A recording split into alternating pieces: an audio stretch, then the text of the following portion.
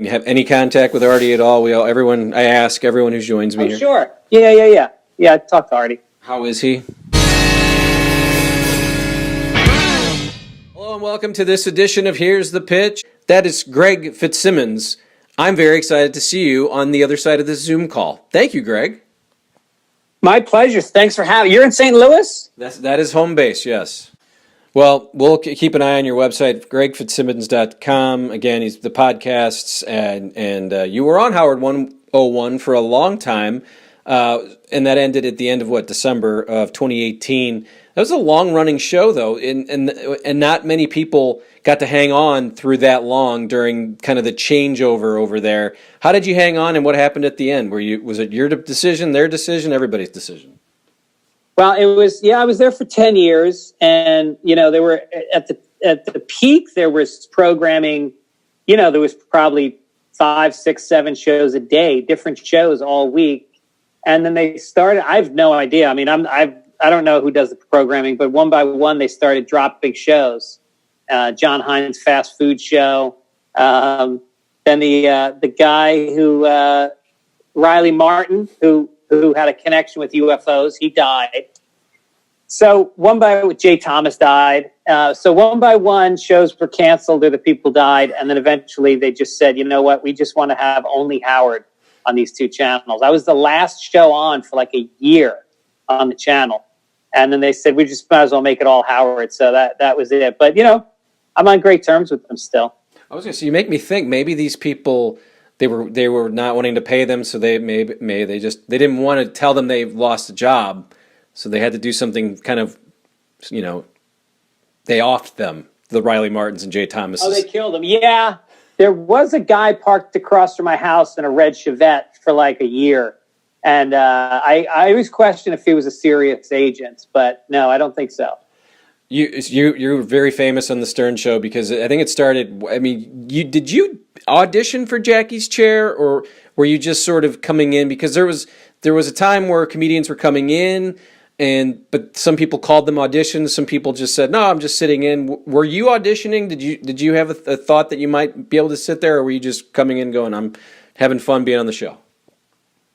Yeah, it was a little bit of both, because I came in and I had won this. HBO had this comedy festival in Aspen every year, and I won some trophy, and so I kind of got on their radar, so they brought me in to do an episode, and obviously I was nervous as hell, and I didn't know what to expect, and I did it, and it went really well, and so Howard started bringing me in on a regular basis. Like I would come in like sometimes 3 days a week and sometimes once a month. And it went on for a while. And then when Jackie left, they kind of started rotating more. They called it the Jackie chair. And they started bringing more and more people in, guys like Jeff Ross and Artie Lange, Doug Stanhope, Dave Attell.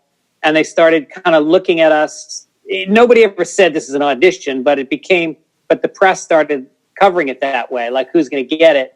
And it got whittled down to like 6 of us and then like 3 of us. And then eventually it was just me and Artie. It was like me against Artie.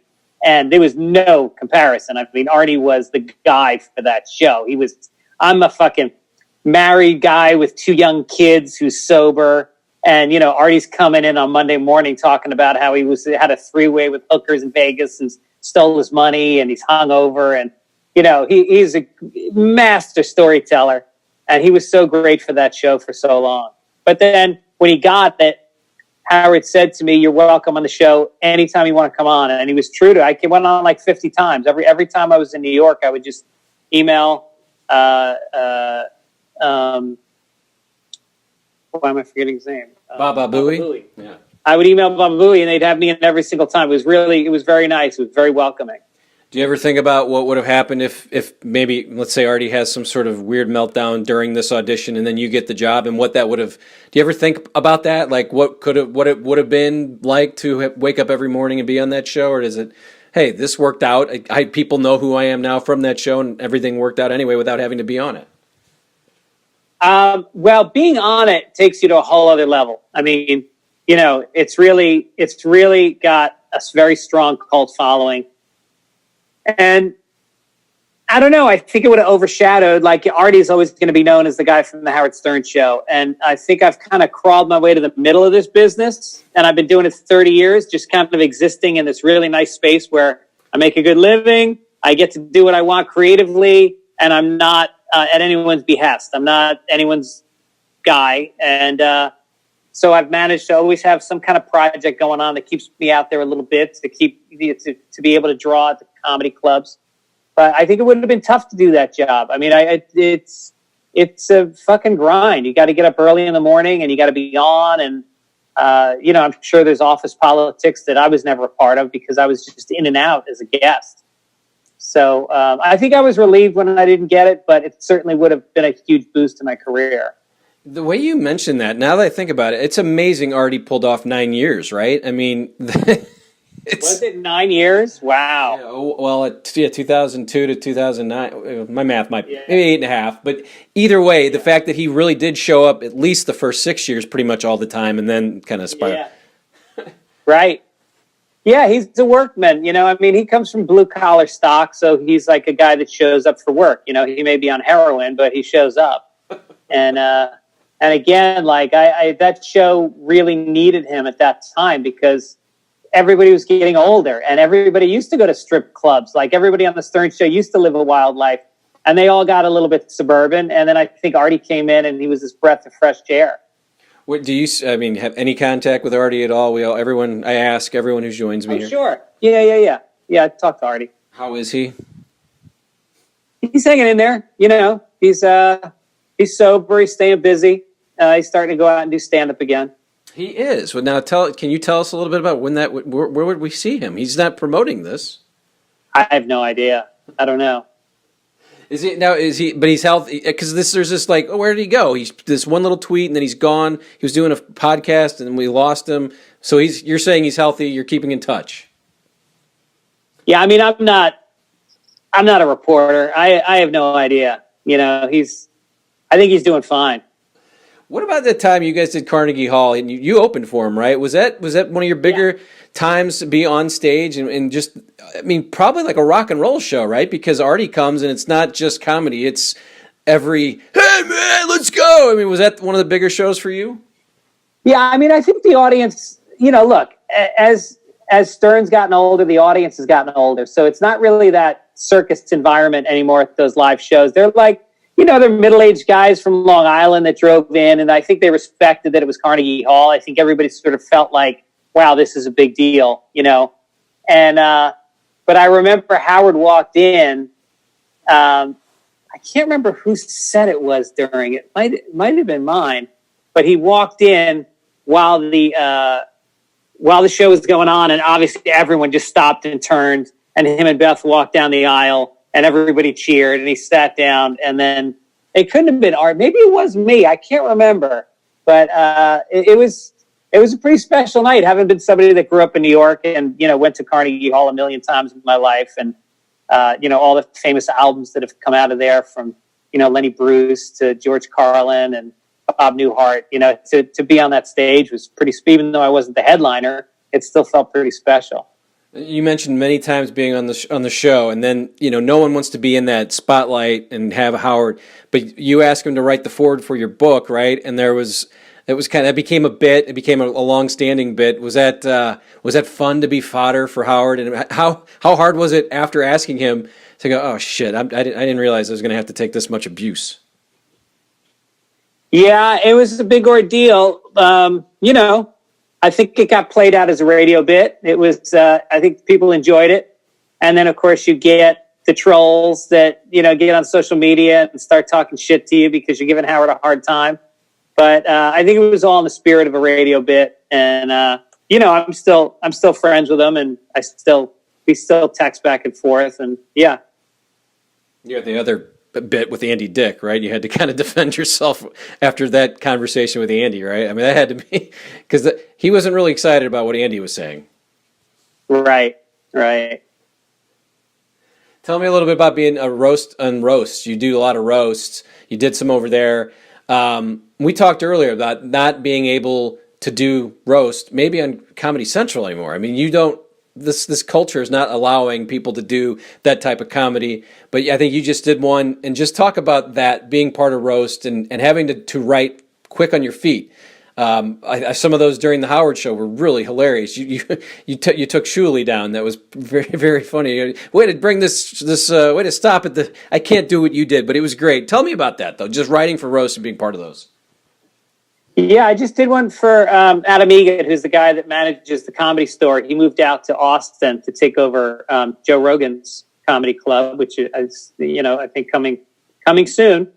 And so we all love that guy. And that is the best roast, is when you know the person and you love them and you can do it in that spirit. Because I did one of the Comedy Central roasts. I did the, who was it?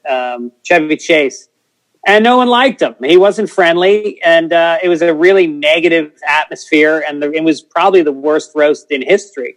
It's famously a bad roast. And so when it's somebody that you love, like, roasting Andy Dick, who I absolutely love, and, being able to roast Gary and Howard and everybody, that's a great day. That's when everybody's having fun and you can kind of feel, it's almost emotional. You really feel people loving each other through insults, I think that people get hurt when they don't know each other because they don't know the boundaries. And so I think that they're still getting a pass, though. I think that the Comedy Central roasts, I'm sure there's people that are complaining about them, but for the most part, Comedy Central is airing them and they're pretty raw. And I think people get the context of it. And if anyone has a problem with it, they probably shouldn't be watching roasts. Yeah, exactly. And you wrote for Ellen, famously, someone who is basically getting canceled by her own crew. But at that point, tell me a little bit about those days, because you sort of knew this coming a long, long time ago, that it was not a fun place to work, right? Isn't that pretty much what happened? You decided, I'm just going to not show up. I don't want to work here anymore. Tell me about those days working as a writer and a producer for that show and for her. Yeah, I have a whole non-disclosure agreement. I'm really not supposed to talk about it. I don't want to get sued over it. No worries. Do you have a crew of people, like, a comedy crew of guys that you kind of lean on, like a Dave Attell, a Florentine? Who are your guys? Like, who do you sort of just kind of banter stuff with off and kind of have that type of crew? Do you have one of those? Yeah, no, I wouldn't call it a crew. I kind of do my own thing because I'm married with kids. That's my priority in life. And so I go to the clubs and I'll hang out with, at the store, you hang out with like Joey Diaz and Rogan and, a lot of guys you probably haven't heard of, but that are regular comics there. And then on the phone, I talk to Attell a lot on the phone. I was just in New York last week. And I had dinner with Louis, and then me and Attell hung out for a few hours, and it just felt great to be like, I feel like I have really, really close comic friends in New York since that's where I started. And LA, I've got friends that I've made over the last 20 years, but there's something about those guys you started with that is just more meaningful. Yeah, and it's kind of a special pact, right? Because I watch a lot of documentaries about comedians. I love the thing on Showtime, on the Comedy Store, and there's that group in the 70s, and then the group in the 80s, and then the 90s, it sort of went away. But it felt like it came back, and then Adam left, as you said. But there is that just special bond between you guys. Not a lot of people know what it's like to just walk up on stage and have the microphone and a light on you for 60 minutes, and you got to go. It's like you can't just walk up there without anything. Right. Yeah, I think it's I guess it's like if you were in the military on some level. They always talk about how people don't understand unless you've like been to war, and this is like a minuscule version of that. But it's something about it's the singular experience, and I guess if you've done it, it doesn't matter if you're somebody who's been doing it for 4 or 5 years or someone who's done it for 30 years. There's still like a brotherhood of it, and especially if there's guys at your level and you can talk about the manager of this club and what the crowds are like at this club, and doing radio in this town, and this guy sucks or this guy's good. We all talk about that stuff. Who sucks? Besides here.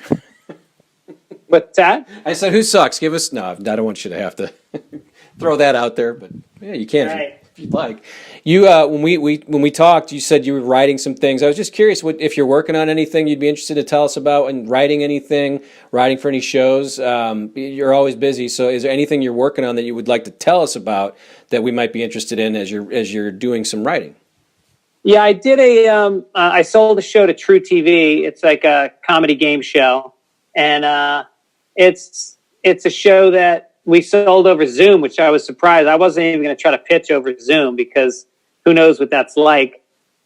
But then I sold another show over the summer over Zoom. So, I'm getting pilots going, and those are your lottery tickets. Every time you sell a pilot, you've got I don't know what the odds are, 20 to 1 or something of it actually becoming a show on the air. So that's another part of the equation as far as doing stand-up, writing, doing everything is like trying to pitch. And pitching is like stand-up. You just get in the room and you try to make them laugh. And once they're laughing, then you sell them the show because they like you and they feel good. So I think it's a huge advantage as a stand-up in pitching shows as opposed to, some writers are brilliant writers, but they're kind of nerdy and low energy. And I think they have a hard time, kind of impressing the executives. It's a lot of grinding, isn't it? It just seems like it's never just things are good. You're always grinding, right? I mean, that's what that... You're always grinding. Yeah, you're always grinding. You got to fucking, and there's nobody telling you to do it. There's nobody that is, holding you accountable to show up for work. So it's like, I've got this office in Santa Monica. It's 5 minutes from my house. I come here every day and I roll up my sleeves. I take some Adderall and I try to write. And some days it works and some days it doesn't. But if I was writing on a show, I would have to get it done every day. So it's kind of a weird feeling of never being finished when you're working on your own like this. Like I said, you've done over 900 podcasts, so probably 900 interviews. Any one of them stand out more than most for you, or do you enjoy? Has there been a few that you like? Oh man, I really enjoyed talking to this guy. And Joey Pantalones was just on. I thought it's interesting hearing him and his daughter talk. But I was just curious if you have over this time of doing all these shows, a kind of a favorite, a few favorites.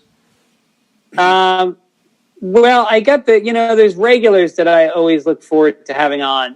Joey Diaz coming on is just like hit record, ask him 2 questions, and an hour and a half has just gone by, and I've been wiping tears from my eyes. He's always great. But I think that maybe I like the old guys. Like I interviewed Brian Wilson from the Beach Boys one time. That was pretty special.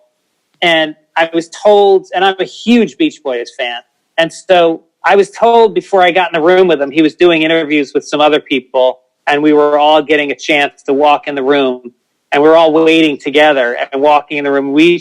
Every person was supposed to have 20 minutes.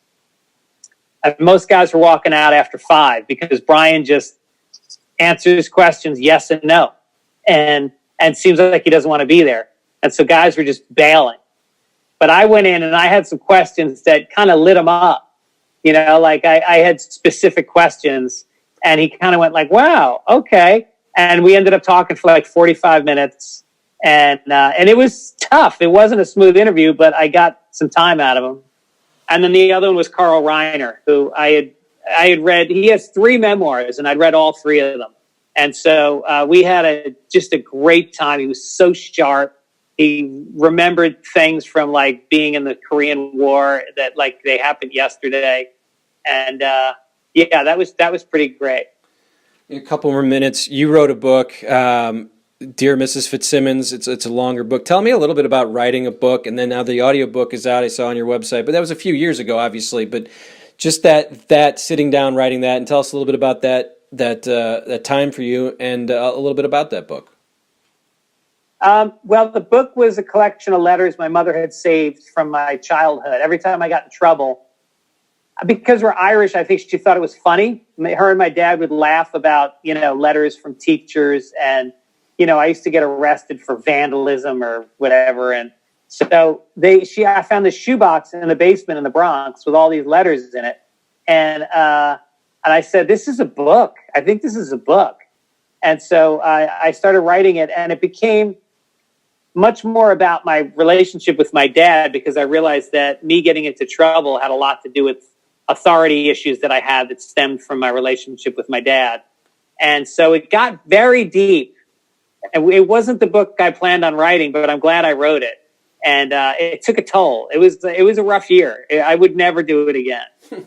Well, I'll definitely let people know that it's obviously available on Amazon. You did an audiobook. You have a stand-up show, I think, this weekend out in California for folks that are out there. And tell me a little bit about, what are you writing about? Are you doing COVID? I saw that you did a little COVID material. I saw a clip on your Twitter page. Yeah. I mean, is the set kind of going to be the same for a while here that you've kind of come up with, or are you always working on it? Yeah, it's a lot of new stuff because the world just changed, and it's very weird to go up on stage and talk about, I was just in this restaurant last week, and people are like, no, you weren't. And so you have to talk about what it was like to be in a pandemic, and it's exciting for me. I love going on stage at a time. Like, if there's a big news story, it's always great to go on stage and talk about it. And this is the news story of maybe the century, and we're in the middle of it. So yeah, a lot of the stuff I'm doing up there is about it. People want to hear it. They really react to it. And so, the first half of the show is just about the pandemic. And then the other half is some other new stuff I'm working on. And then, close it out with a couple old bits. This sucked though, right? It was a terrible year. I never thought that a worldwide pandemic would really bring out all of this nastiness of people. I'm not wearing a mask. It's the craziest thing I think I've ever. I mean, I have family members I don't think I'll ever talk to again, and it's just a weird. Just after a little illness.